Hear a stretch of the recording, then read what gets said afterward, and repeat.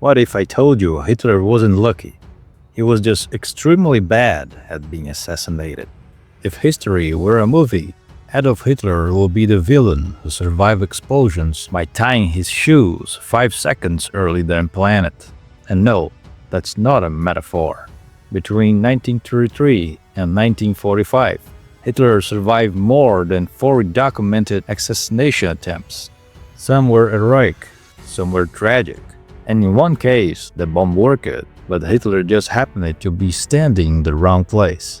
This is the story of how so many people tried to kill Hitler, and how fate, incompetence, and absurd luck kept getting in the way.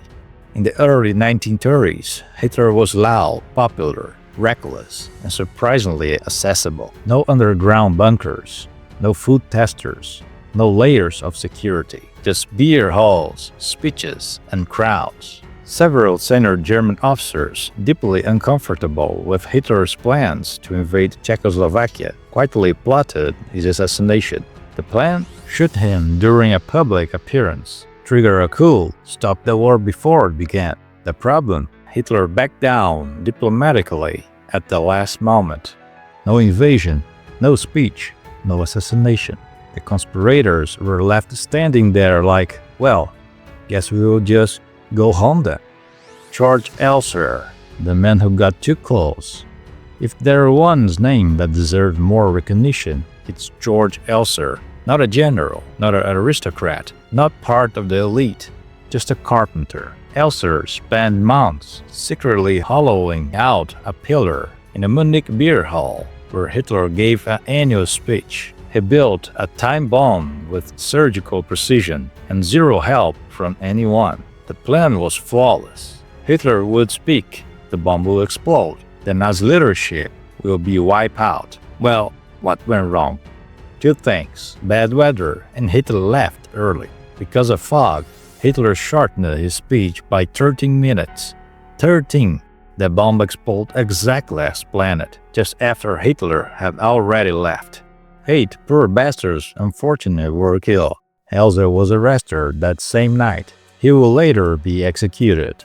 If history had a cruel sense of humor, this will be its punchline. Once World War II begins, killing Hitler becomes much harder.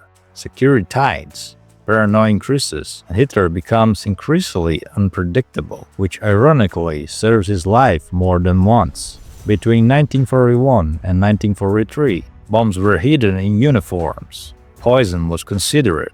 Snipers were positioned, and again, Hitler changed plans. Events were cancelled, or meetings ended early. At this point, even conspirators started wondering, did this guy make some kind of pact with the devil? Well, who knows? Probably. Now we arrive at July 20, 1944, the most famous attempt, the closest call, Operation Valkyrie, the one that almost worked. Again. Klaus von Stauffenberg. Stauffenberg was a decorated officer, wounded in combat, missing an eye, a hand, and fingers, which is impressive. But wasn't there anyone better to plant that damn bomb? You know, a guy with all the fingers, the hand, and the 2 eyes. The plan was simple. Plant a bomb during a military briefing, kill Hitler, activate Operation Valkyrie, overthrow the Nazi regime. The bomb was real, the explosives were powerful, the meeting happened, but the small detail that saved Hitler. Someone moved the briefcase. That's it. Just move it. From one side of a table leg to the other. The explosion killed 4 people, blew the room apart, but Hitler survived again. Stauffenberg believed Hitler was dead. He wasn't. By nightfall, the coup collapsed. Thousands were arrested, hundreds were executed, including one-eyed Stauffenberg, shot at the same night. So why did so many assassination attempts fail? Let's break it down. First, Hitler was unpredictable and paranoid. He changed schedules constantly. He arrived late, left early, canceled events. Number 2, technology was limited. Timing devices failed. Explosives were unstable. Communication was slow. In those days, nobody had a smartphone, so no WhatsApp messages.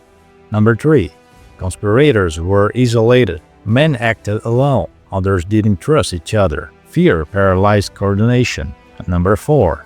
Absurd luck. Tables, doors, weather, timing.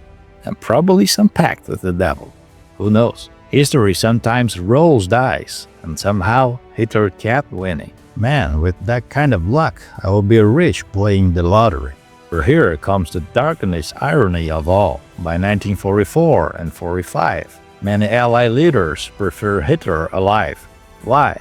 Because he made terrible military decisions. He annihilated allies. In short, Hitler alive was actively helping the Allies win the war. The man so many tried to kill has become its own worst enemy. He ignored his generals. He made emotional decisions, and replacing him might actually improve German strategy. By late 1944, his health declined, his judgment worsened. The assassins didn't need bombs anymore. Time was doing the job.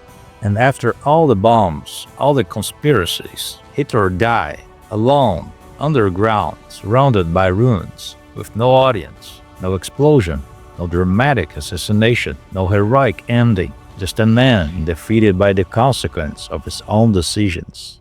So, after all those attempts, his luck finally ended. He became the architect of his own destruction. Hitler didn't need a bullet. He let him finish the job himself. Can you imagine end your life after all the glory that you have, like a rat inside a hole?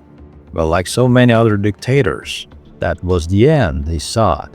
Hello, my friend. My name is Mike, and I am the lay historian. If you like this video, subscribe to the channel and hit the like button. And one of the greatest examples of the fewest disastrous leadership was the Battle of Stalingrad, which already has a video on this channel. I will see you there. Ciao.